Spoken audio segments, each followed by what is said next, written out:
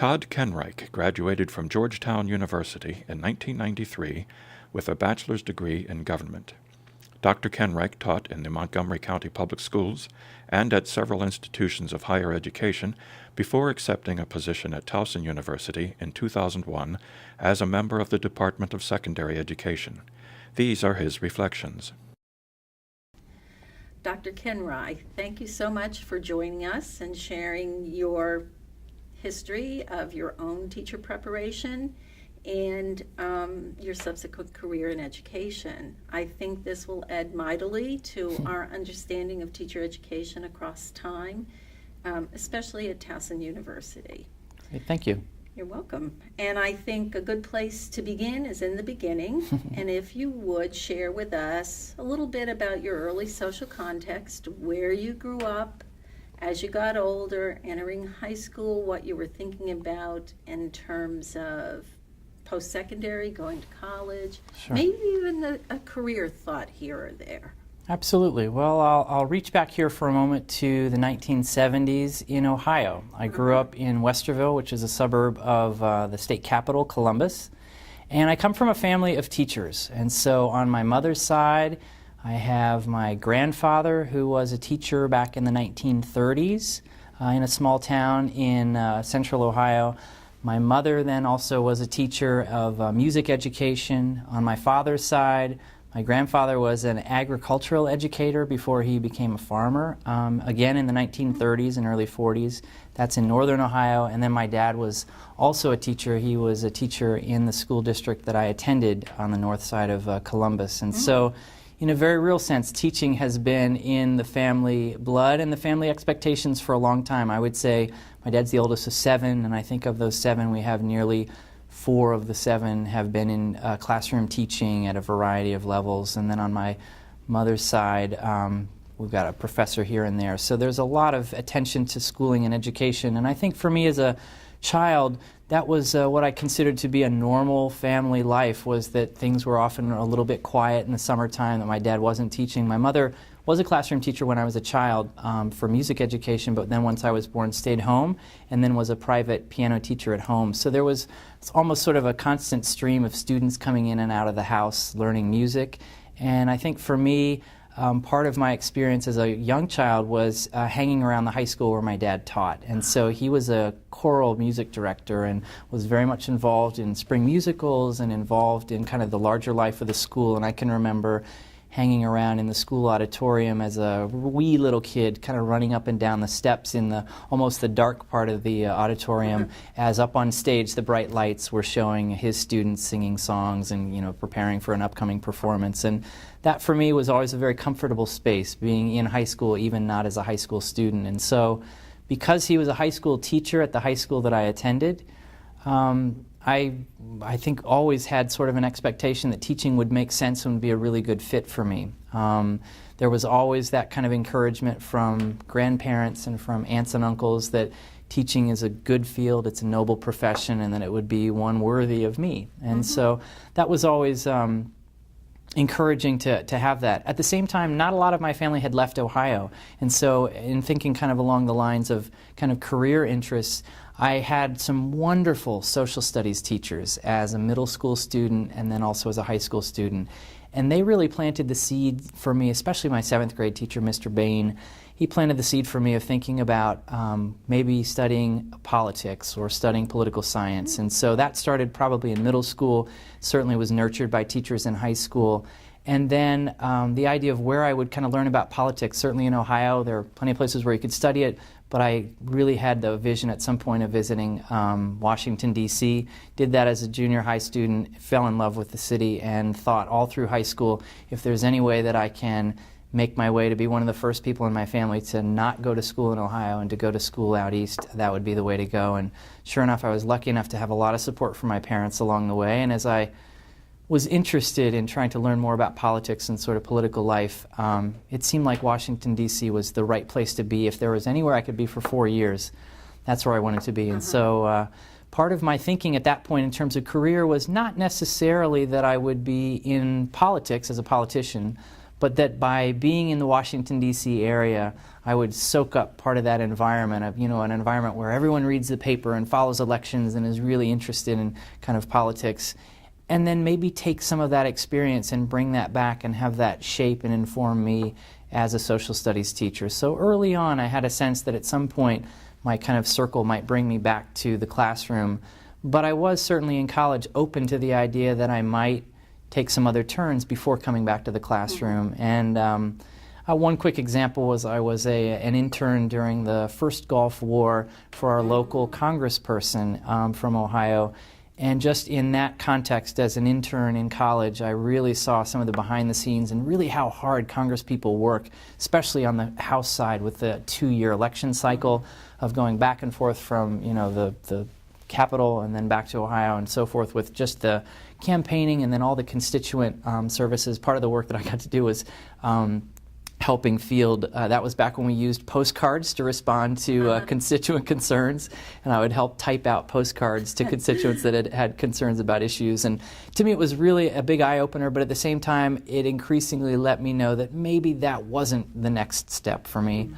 And then I thought something else that would be interesting related to coming back to the classroom would be, what's the federal angle on education? And so I did do an internship for then the transition. It was the Bush the first and then the transition to the Clinton team. This was then my senior year in college, 2 days a week for the Department of Education. So I can remember a wonderful experience there in their Office of then Policy and Planning, getting a little bit of an angle on kind of the federal perspective on education. And one of the things that struck me was that most of the folks that I worked with there had never been classroom teachers.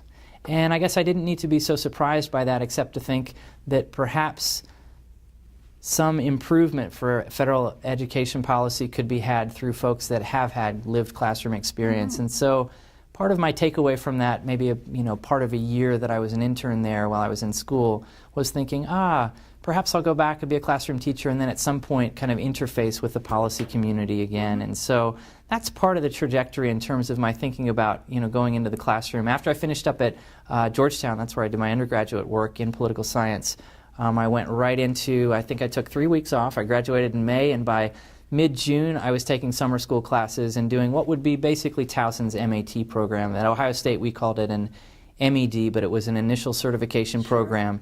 So I built on that foundation that I had in political science, and in particular my area was political philosophy, so I was able to draw on that in terms of my preparation at Ohio State to become a teacher. And boy, that was a whirlwind year. It was they were on quarters, so it was sort of a summer, fall, winter, and then by spring I was already student teaching, and then summer finishing up some additional courses. But I just had a lovely experience at Ohio State. Part of their angle and focus for their program is looking at what they call social studies and global education. And they have very deliberately tried to include more of an international perspective in their program. Some of that has been through study abroad opportunities for new teachers, but also I'd say all of the professors that were a part of the team that I worked with were very much committed to the idea that at its best, social studies teachers need to embrace some type of a global perspective in the work that they do, that even if you are a U.S. history teacher, you need to be looking at ways in which the United States is absolutely intertwined and interdependent with other nations around the world. And so that sort of seed has really stuck with me in terms of some of the other work that I would later do. If we can just step back a minute to your work at Georgetown University, it sounds to me like you were involved in internships. I'm just thinking of a model. Sure. So when you were working in your representative's office, was that in any way connected to getting your degree? You know what? That was an unpaid internship, and that wasn't linked to a class. And I have to say, even senior year, that internship was one that I sought out and worked with our career center and was able to make a good connection and to do it. But once again, I don't know whether I might have been a little bit on that earlier end of the curve where schools weren't as often giving credit for those service experiences or internships. So that was all just sort of extra time that I spent, and it was, time well spent. I was really glad to have done it. Absolutely. And that just, I was thinking, this is like doing internships in teaching, that you're in there, you're getting hands-on, you get an idea of what actually transpires Sure. in political offices and such. Sure.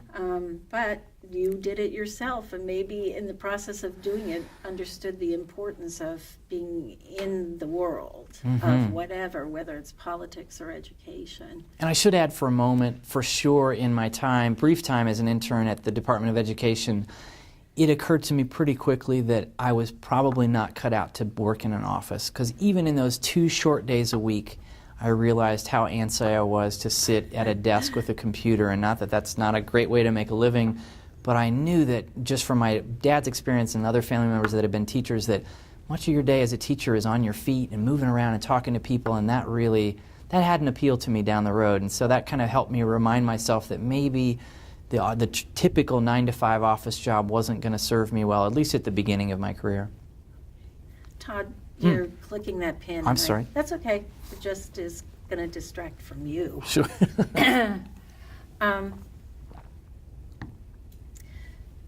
I would love to go back now to the work you were doing. Was that Ohio State? Sure. And was that was an MED in preparation to become initial certification as a teacher? You got it. Yep. And you had said very much like our Masters in the Art of Teaching, it does the same sort of thing. It was a full-time. The program I was in was a full-time program, so it was really one calendar year. You start in a summer, finish the following summer, and it was you're moving through kind of as a cohort very, very rapidly. And I felt that they had done a great job with advising, because I think that's one of the real challenges with someone coming to a new institution and being in really a one-year program, is that every decision you make about the classes you take counts, and unless you want to hang on for an additional year, it was important to kind of have all those pieces line up, and fortunately they did. And so tell us about that experience. How much was coursework? When did you get into schools? Sure. For that particular program, we did coursework in the summer, which was still kind of pedagogy, and then I had a few undergraduate courses that I still had to pick up in content area coursework. I had done a major in political science, had done additional coursework in history, and then the state of Ohio, to be certified there, they wanted social studies teachers to have another kind of another content area, and I chose geography. And so I took a bunch of great geography classes there along the way. But it wasn't until the fall that I started to have field experiences in schools. Those were in high schools in Columbus City schools. And immediately fell in love with the students, fell in love with the teachers I was working with, really felt like this was a good fit for me, and it was an opportunity to start to take a little bit of the theory that we had learned even just that summer and start to put it into practice. But in large part, those early experiences were not more than maybe 2 days a week, sort of afternoons. It wasn't quite the PDS model that maybe we have here at Towson.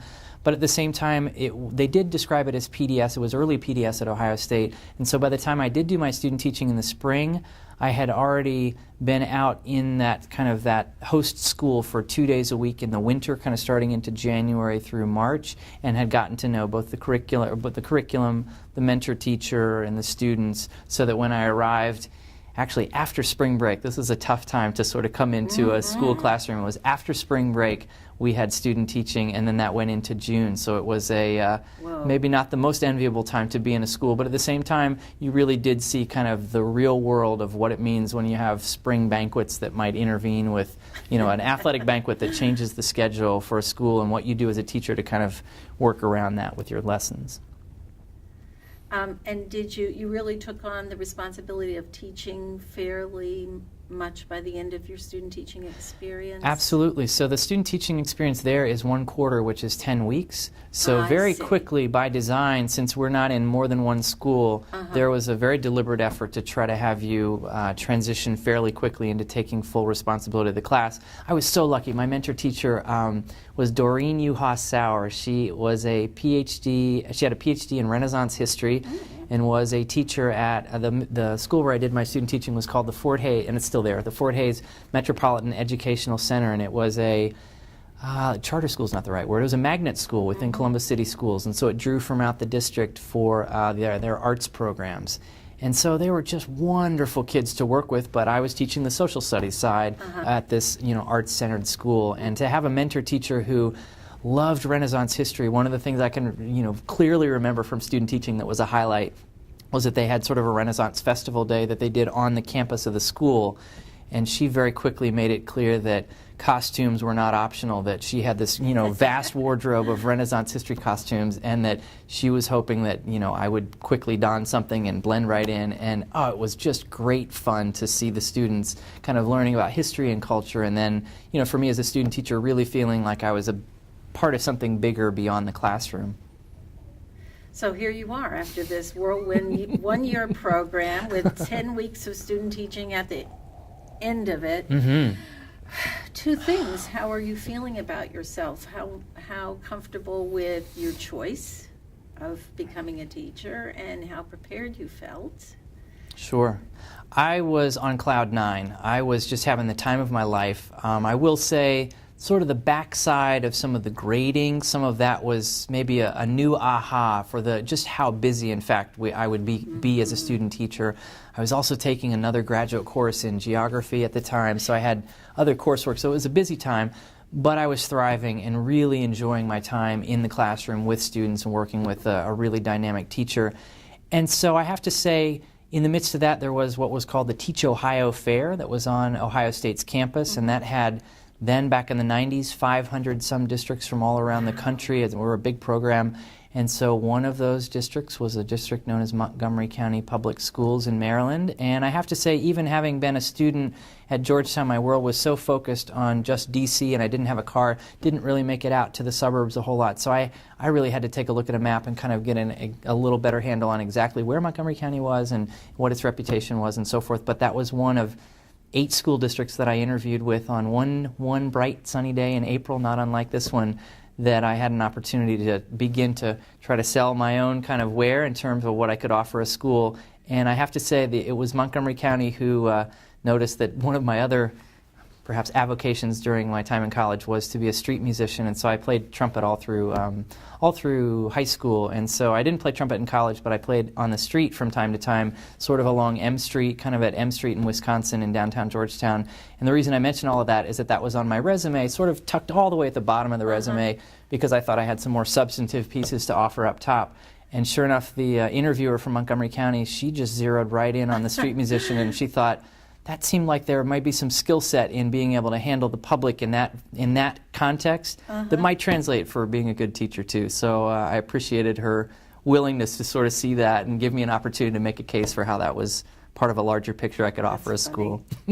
Well, and if she had known probably about your father's background, maybe you did share that, then she would have expected nothing less. Right, indeed. Yep, So, we come from a whole family of musicians. Yep, absolutely. So I take it then Montgomery County made you an offer.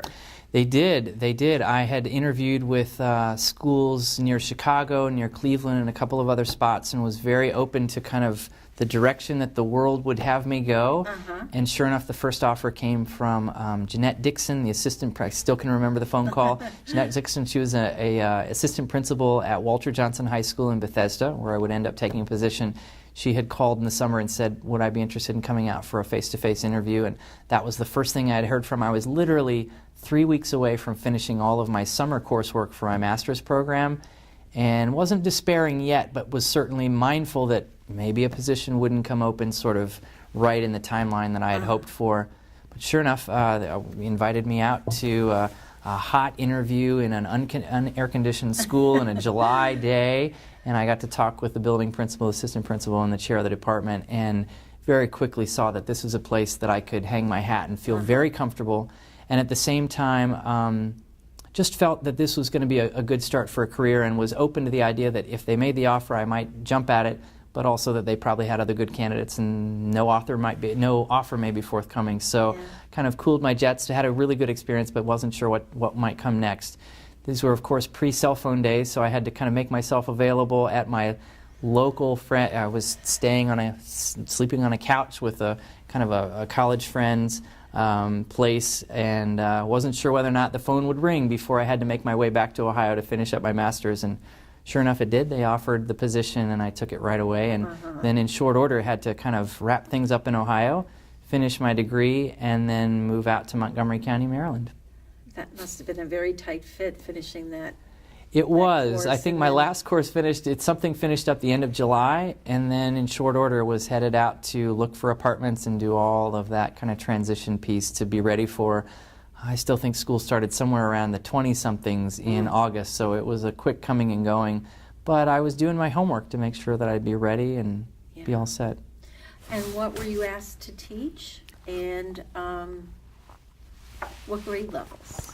Right, so Walter Johnson High School offers social studies at a variety of levels, and so I was asked to come on to teach U.S. history, which is a 9th grade course, and then also government, national, state, and local government, and that's a 10th grade course. So those were my initial courses that I was asked to teach.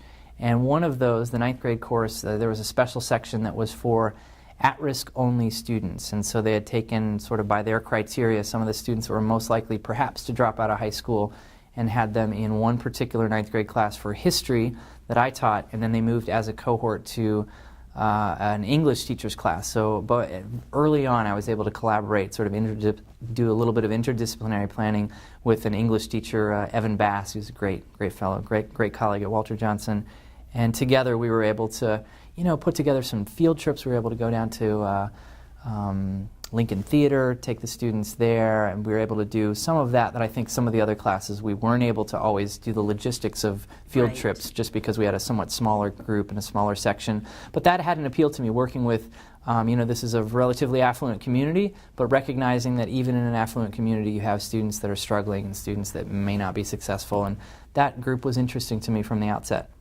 And how long were you there, and how long did you work with that group of students? Right, so I was there only 3 years. I was a classroom teacher in the mid-90s, started in 1994 and then finished in 97.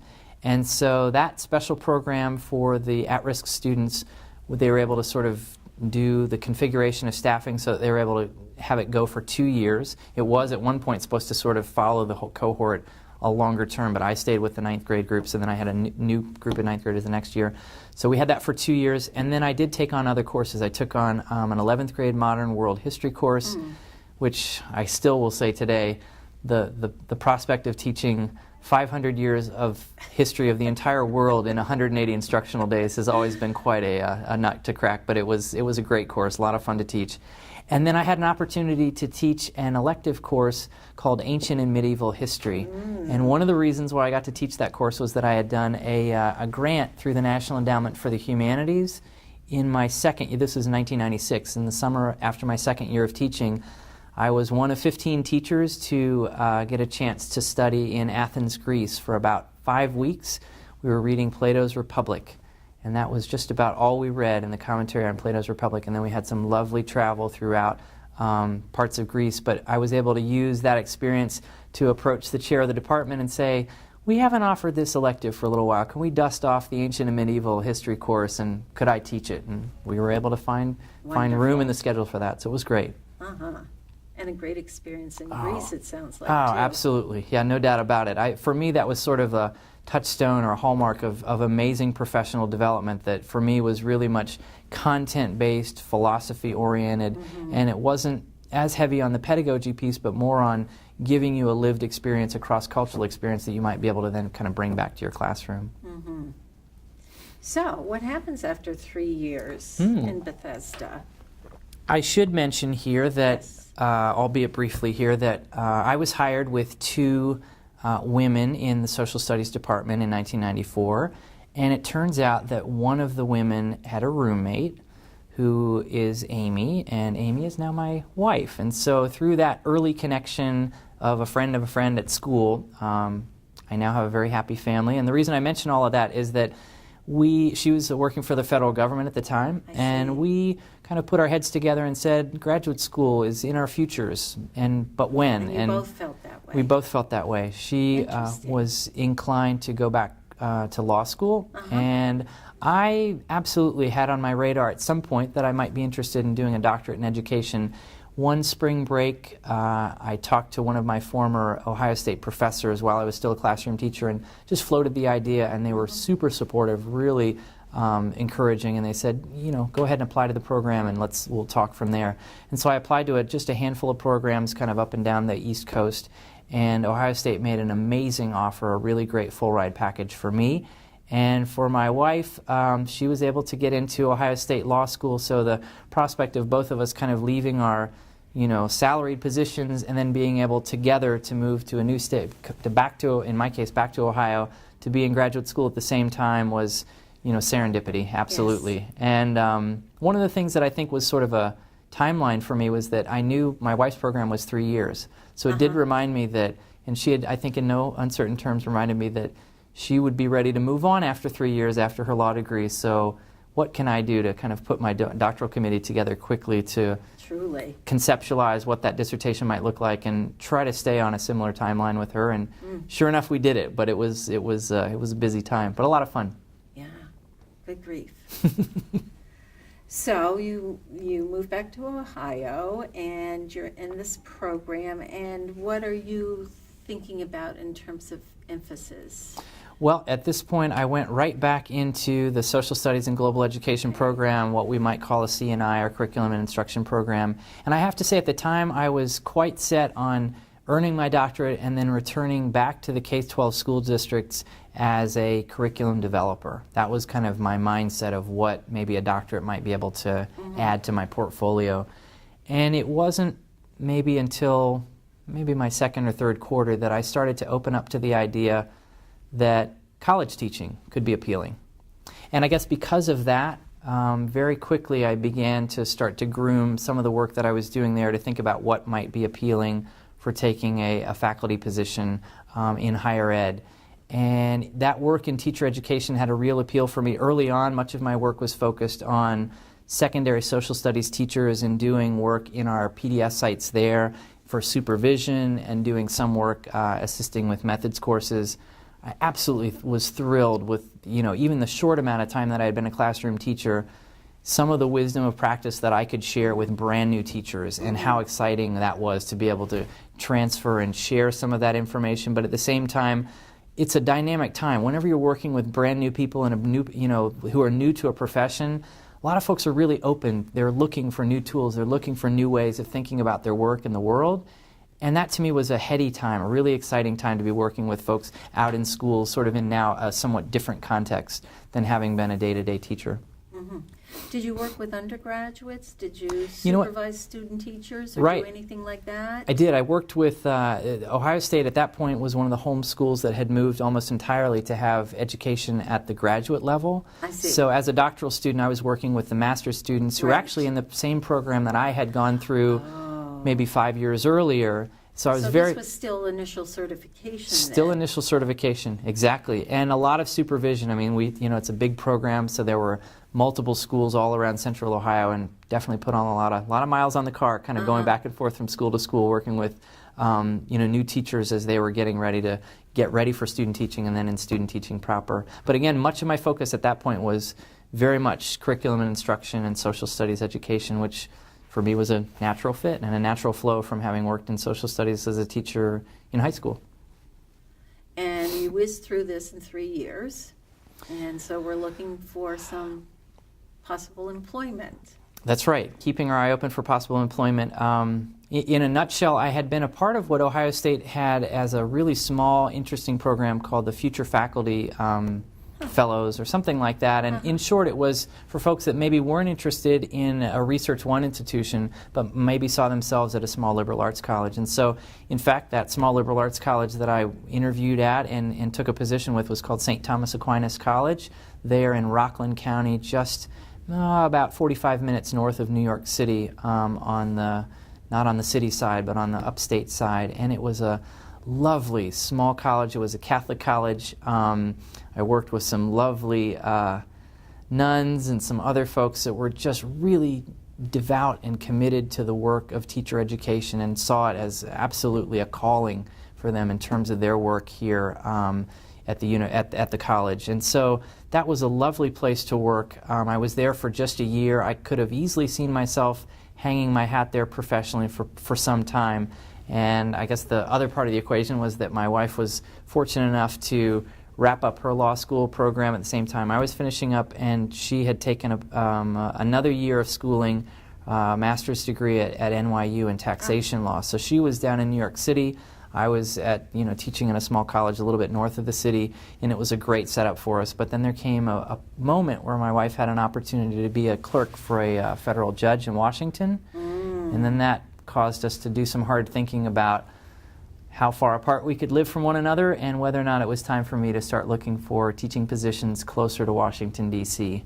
And lo and behold, there was this university called, and I wasn't quite sure how to pronounce it, but I found that it would be called Towson, and had Towson on my radar from one individual by the name of Cindy Hartzler Miller, who I had bumped into at social studies conferences now and again, and she had been real supportive, and at some point I had talked with her at a conference, and she said, "We have an opening, and would you be interested in applying?" And I said, "Absolutely." So sure enough, things moved forward very quickly at that point. We had then Dean Dennis Hinkle, who I can remember fondly having interview time with, and then later some great phone conversations with. And at the same time also then the chair of secondary was Jim Lawler, and he was just an amazing scholar and teacher and mentor and individual who it was super encouraging as I looked at Towson and tried to weigh kind of other possibilities or other options. He thought that Towson would be a good place for me and was real committed to make sure that it would work out great for the department and great for me. And I think it has. Good. Absolutely. So now you're living in the Washington suburbs, and somehow this has worked out very well. Tell me a little bit about what you've been doing at Towson. What year were you hired? I came to Towson in 2001, and I just as world events we can mention for a moment, I mean literally within maybe the second week or so, I had a scheduled meeting with then Professor Dr. Newbert to talk about the tenure and promotion process on a sunny Tuesday in early September, and that was September 11th, and everybody changed course on that day, and we didn't have that meeting.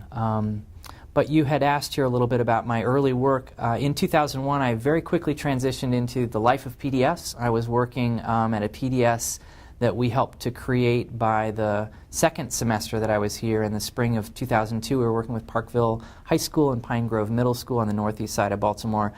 Lovely schools to work with. Really enjoyed the folks that I worked with there in terms of mentor teachers and PDS liaisons, and the administration of both of those schools were fantastic. And so that was sort of my baptism by fire to jump very quickly into that kind of administrative role in terms of working with PDS. But at the same time, I was teaching some of our bread and butter courses, like in secondary we call 341 is our Principles in Secondary Education. That by far is a course that I would point to and say, this is where you learn the nuts and bolts of teaching when it comes to lesson planning and assessment and classroom management and how this all fits in with the curriculum. And so I gladly taught that course. That was an interesting class to teach for me, having been in other settings where I focused more on just secondary social studies teachers. All of a sudden here at Towson, those were mixed major courses where you had folks from dance and art and math and science, and that was a really, for me, an exciting environment to be working with folks that had somewhat different trajectories in terms of not necessarily being a history teacher, but being a classroom teacher in other fields. And so that was a great course that I taught early on. Then very quickly I did start to transition into teaching secondary social studies methods courses, which was a natural fit. I'm trying to think of other early courses that I would have taught. Oh, and then certainly we would have had then Foundations of Education, kind of that blend of history and philosophy of education. And yeah, I think I taught that actually from the outset, and I've taught that almost ever since. That has always been a course to me that is, it's lighter on the pedagogy side, but it's a much heavier on trying to give students a little bit more of a context for the work that we do in schools, why it's so important, and maybe sort of what the historical perspective can help us understand about our work today and kind of where we've been over time with schools. So that's sort of my early work, I would say, in the early part of the 2000s. I transitioned to also work in PDS in Howard County for a bit. For 3 years there, worked with Wild Lake High School and Ellicott Mills Middle School. They were both wonderful partners. And then, let's see, a sabbatical did come up here in 2008, and I had a lovely opportunity to be a U.S. Fulbright Scholar in Japan. And that really, I think, maybe started to kind of reinforce my interest in international perspectives and what we do in teacher education. And you'd been away from that for a while, so this was kind of an opportune time and to sort of re-engage in that area. Absolutely, But absolutely. This was a Fulbright scholarship, and that's not easy to come by. So that was competitive. It was competitive. It was a great honor. I have to say, the one real credit that I'll give, I mean, if we think about sort of the whole foundation is, after the namesake of J. William Fulbright, I mean, his vision to think about how the world might become a somewhat more civil and peaceful place through faculty exchanges, through student exchanges, I think was, in my opinion, a true visionary, especially after kind of the fallout of World War II. It was very much his design that he tried to move things forward in Congress to say that our country needs to make an investment in exchange programs, and was, thanks to his work, this has been sort of a beacon in terms of international exchange, around the world. I think today Fulbright does exchanges in, nearly 150 some countries around the world, and has a great track record. So for me, it was a great honor, great opportunity, and I was able to bring the whole family. At the time, we just had my son, who was 4. He was over in a Japanese kindergarten or preschool at the time there, and my wife was able to just soak up she was taking language classes in Japanese. I had taken short language classes before I left, but I have to say, Japanese is a tough language, and I didn't get too far along in those short classes. But at the same time, being able to work there, then I was doing work in a teacher education program in kind of central Japan at a host school called the Townson University for International Studies. And it was a relatively small campus, maybe about 2,000 students, and part of their program focused on English education, or preparing what they would call foreign language instructors in English. And I was able to co-teach 2 courses while I was over there, and that was a dynamic experience, just a really great experience to work with the students there. Just the drive that they had, the passion that they had. In Japan, the teacher license exam is so competitive in Japan that a number of folks that go through the education program in a Japanese university just resign themselves to saying, well, if I can't do well on the exam, I'll just have to do something. I'll have to do another profession if I can't make it in teaching. Heavens. And isn't that an interesting perspective that sometimes here we maybe think about things a little bit differently? And as a result, there was really a sense that only the cream of the crop that would graduate and go through this particular university would in fact land a teaching position, that those positions were so highly prized and so well respected. I mean, the name in Japanese for teacher is sensei, which is derived from the idea of kind of that elder, or someone who knows more than you do. And so there's so much respect that goes with that while I was there, I was known as Sensei no Sensei, which is the teacher is teacher. And I have to say, to just mention that in polite conversation in many circles in Japan, a lot of folks would very quickly kind of pause and say, oh, you must know something about something if you are the teacher's teacher. So it was fun to see how people really held education in very high esteem in Japan. And for me, just the cross-cultural experience was amazing. I had never done study abroad at Georgetown or earlier up to that point. I'd traveled a bit, had chances to spend a little bit of time in Greece as a teacher, but to live and work in a new setting and a new environment for an extended period of time was amazing. And it was just fantastic. I learned so much about myself, about our family, and I learned a lot about America. That was at the time of 2008. We mailed in our absentee ballots for the 2008 presidential election, but to watch that election through the prism of the international press was fascinating. It was really interesting to see the level of interest in politics that my students in Japan had. And it gave me pause to think about how little sometimes we know about the comings and goings of elections in other countries, much less who's in power and what those campaigns look like. And yet the students I was working with in Japan were hungry to learn about who is this Senator McCain and who is this Senator Obama and what do they stand for. And it was a wonderful time for me to be almost a cultural ambassador of sort, trying to help folks in another part of the world make sense of our political scene, which is not always easy to make sense of. Well, that's true, even for us Americans living here. Why did you choose Japan? Why did you, because as you said, Fulbrights go to more than 100 countries, so, and did you choose?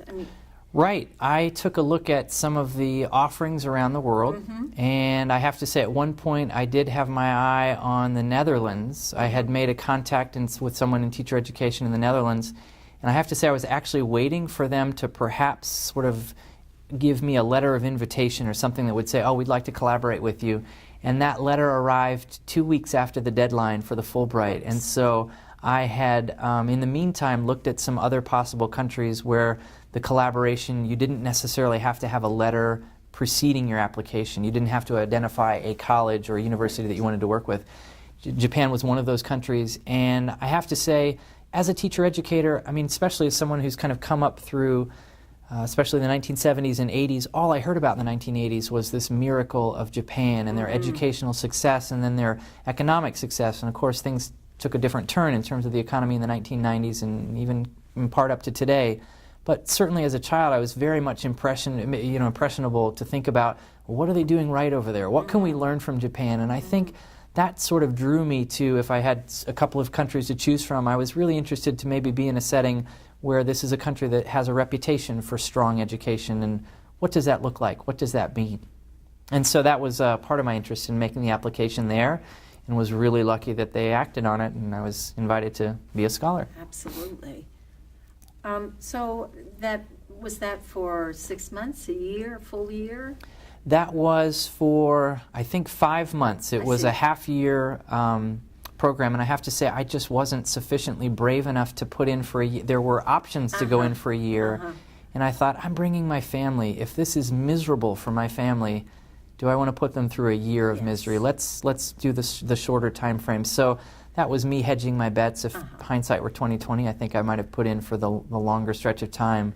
But it was, in 5 months, I was truly humbled by the extent to which our neighbors reached out to us. I mean, we were living in a sort of a small town just outside of Kobe, which is a fairly large city within Japan, and the willingness of neighbors to take us on, perhaps as a charity case, but in other cases as a real interest in trying to kind of help us make our way in a new community, even gave me pause to think about how often that does or doesn't happen here in the United States, in some small towns or even in the suburbs or cities. And so, yeah, I really have a very warm spot and a fond memories of our time in Japan and the outreach that many people did on our behalf to help us sort of settle in for my son, for my wife, and then certainly for me, kind of in my both kind of workplace and some of the work we did elsewhere. So,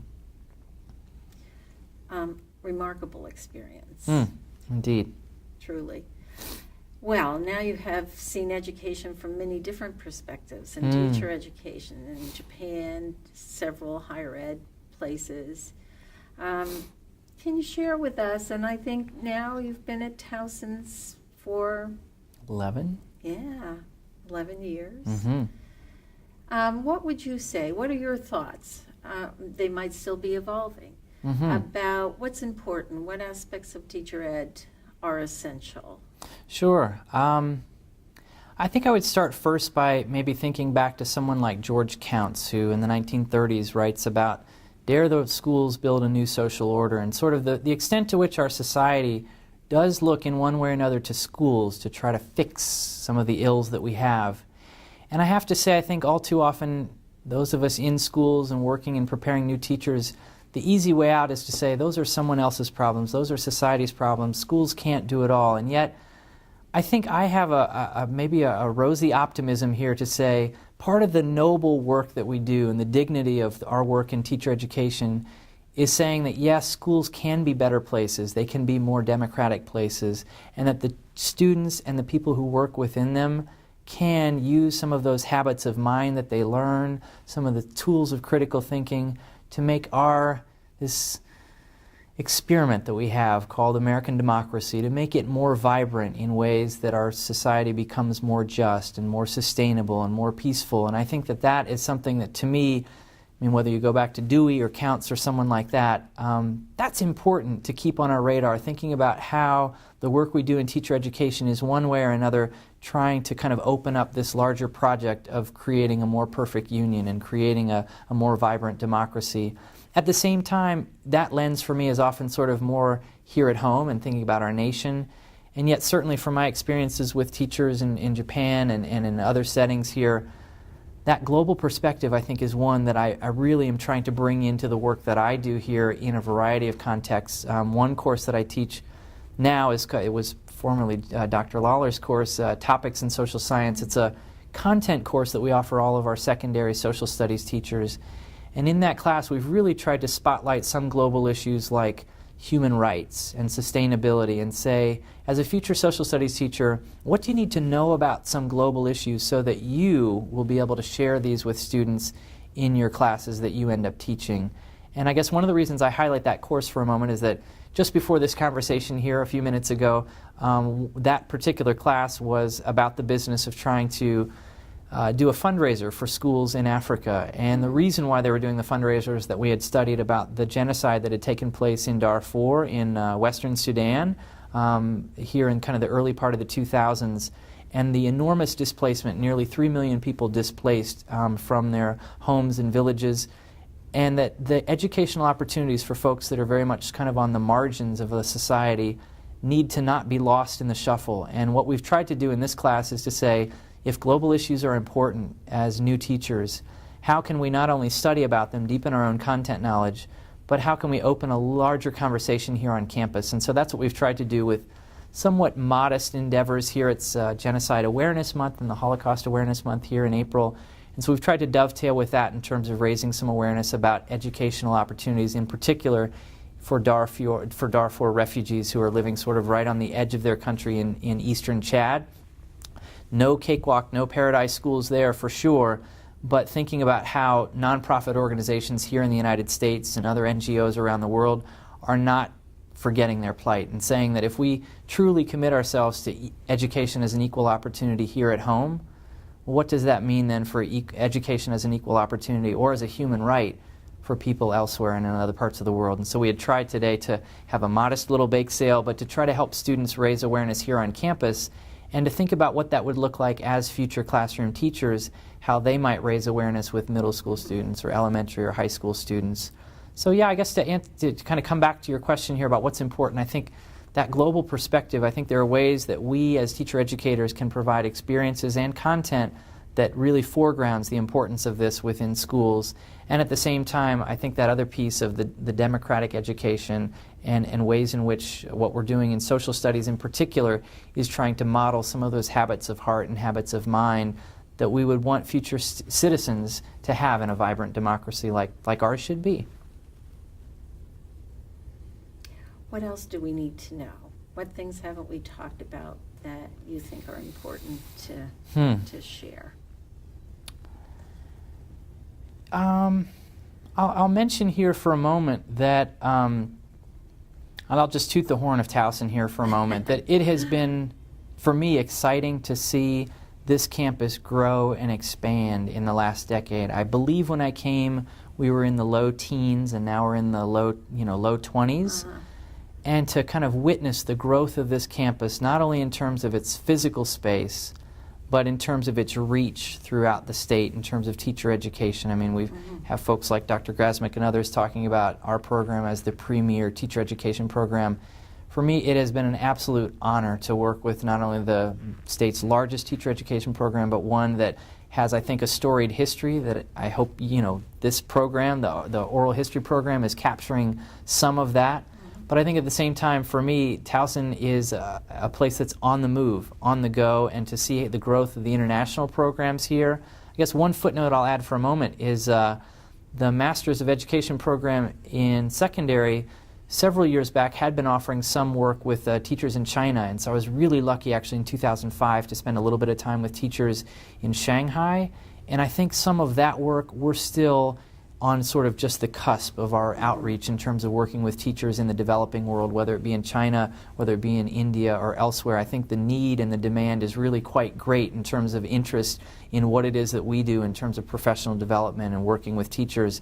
And I'll be interested to try to stay in that conversation and to be involved in looking at ways in which our College of Education might be working toward partnerships with other institutions around the world and in other countries. So that's certainly something that's on my radar, but I've been really proud to see how Towson has grown in terms of, I think, at one point the Maryland State Normal School very much sort of focused on maybe the immediate kind of Baltimore area, and now as a metropolitan institution juggling this really dynamic balance between caring for our immediate community and then opening our students to the world. Important piece. Indeed. One last thing. If you can't think of anything else that Sure. we've forgotten, which you'll think of in an hour or so, of course.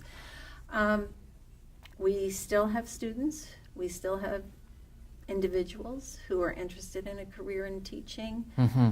From your 20 years in education, here, there, and wherever, what wisdom would you share with them about considering a career, and really it's a life choice, to become a teacher? Absolutely. I mean, one of the pieces that I've always used, especially as an advisor, typically I'm advising folks that have already made that decision, but of course some will make that decision to not follow through.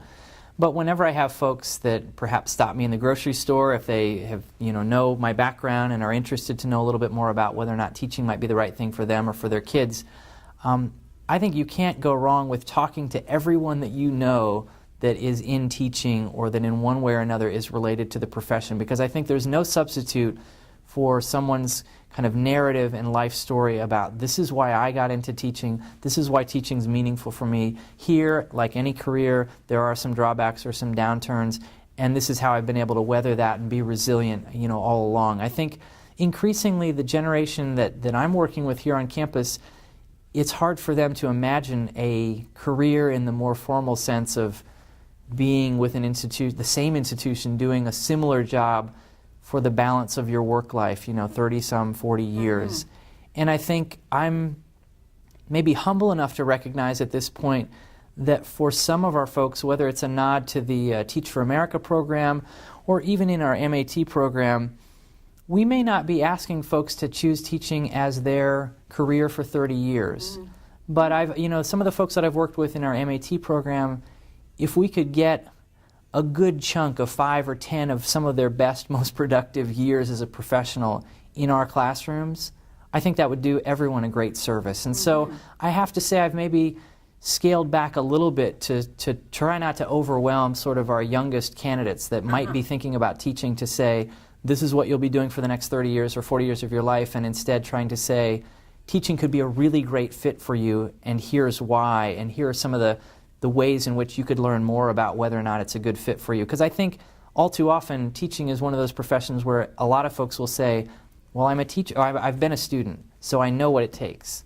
And I think it's only until you start to, whether you're lucky enough to have folks in your family that share some of the behind the scenes of what it really takes to be a great teacher, or whether or not you have a chance to talk to other people that are a little bit further in your program here at the university or elsewhere that are willing. I mean, very often I'll ask folks that are doing early field experiences whether or not they've had sort of a quieter conversation with whomever the classroom teacher is or mentor teacher that they might work with more specifically later. If they're only in there one day a week, have they had a moment to be able to sit down and talk to that teacher and say, why do you do this? Why is this important? And I think it's through weaving some of that, kind of those stories together, that we can make a more informed choice about what career is best for us. And so that's always something that I've asked students to do, is let's talk to people. And sometimes students will legitimately say, I don't have anyone to talk to. And then that's my job as a professor here, to make some contacts and open those doors so that people feel like they do have an opportunity to talk to a real life teacher who can say, this is why I do what I do and why there's dignity in our profession. And that's your role. Indeed. And one that I think you enjoy. Absolutely. You bet. Great. Thank you. Thank you. Thank you, Professor Blair. It's been a real pleasure here to be with you today. Thank you for doing this.